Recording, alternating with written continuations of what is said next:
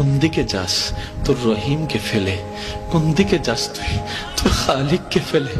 কোন দিকে যাস তুই তোর গফফারকে ফেলে? আমি রব কি তুই ফজরের নামাজ না পড়া সত্ত্বেও সকালে ঘুম থেকে ওঠার আগে নাস্তার ব্যবস্থা আমি আল্লাহ কি তোকে করে দিই নাই রে বান্দা? আমি কি করে দিই নাই? তুই যে সবার চোখের আড়ালে গোপনের কাজটা করেছিলি, অপরাধের কাজটা করেছিলি, তুই ভেবেছিস বন্ধু জানে না, মা বাবা জানে না, সবার কাছে একটা গোপন করে রেখে মনের মধ্যে ভয় ছিল কেউ না দেখে পেলে, ধরা খেয়ে যাওয়ার ভয় ছিল, দেখে ফেলার ভয় ছিল। আমি রবি তখন রহমত দিয়ে তোকে আড়াল করে রেখেছিলাম, আড়াল করে রেখেছিলাম।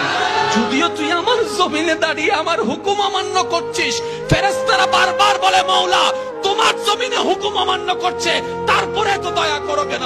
আমি রব সেই দিন বলেছিলাম আমার বান্দা হয়তো ফিরে আসবে, আমার বান্দা হয়তো ফিরে আসবে, আমার বান্দা হয়তো আমি রহমানের কথা চিন্তা করে ফিরে আসবে। বান্দা সেই দিন তুই আসিস নি ফিরে, তারপর আমি রহমত দেওয়া বন্ধ করিনি, তোর পায়ের শক্তিকে কেড়ে নিইনি, তোর চোখের আলোকে কেড়ে নিই নাই। আমি রব রহমান হয়ে দয়া করে যাচ্ছি, দয়া করে যাচ্ছি, দয়া করে যাচ্ছি, দয়া করে যাচ্ছি, দয়া করে যাচ্ছি, দয়া করে যাচ্ছি। শুধু তাই নয়, তুই ফিরে আসার জন্য আমি অপেক্ষায় ছিলাম, ফেরেশতাকে গুনাহ লিখতে দিই নাই, তারপরও তুই আসিস নি। শুধু তাই নয়, মরণের একদিন আগেও তোকে আমি ক্ষমা তওবার সুযোগ দিলাম, যদি তখনও তুই তওবা করিস আমি রব ইন্নাল্লাহ ইয়াগফিরুয যুনুবা জামিয়া, তুই তওবা করবি একবার, আমি রব সারা জীবনের গুনাহ মাফ করে দিতে রাজি।